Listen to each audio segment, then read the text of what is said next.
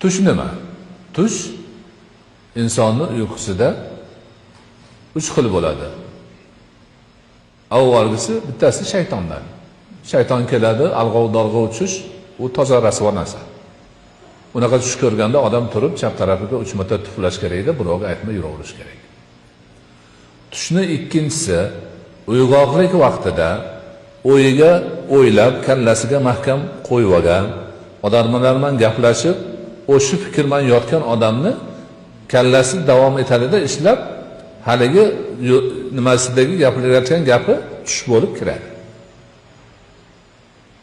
Uchinchisi solih tush deyiladi.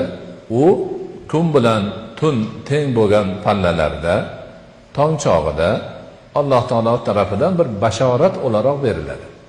Ya'ni yaxshilikka ishora xolos. Tushdan hukm chiqarilmaydi. Tush ko'rgan bilan birov bir narsa bo'lib qolmaydi. Tush ko'rilgan odam ham bir narsa bo'lmaydi. Yaxshilikni ishorasi xolos. Hukm chiqarishyapti. Viloyatlardan birida birovni eshigini 2-3 kishi chaqirib kelibdi. Ha? Tabriklaymiz. Nima bo'ldi? Mana o odamni tushida hajda yurganimizsiz. Siz ham haj bo'libsiz, endi bir ochib berib yuboring odamlarga dedilar.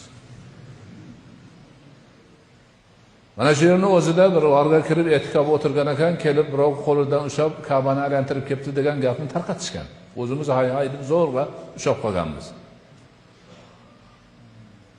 Bunaqa narsalar haligi porakandalik, ibodatni buzish, odamlarning hayotini olib qochishdan iborat xolos.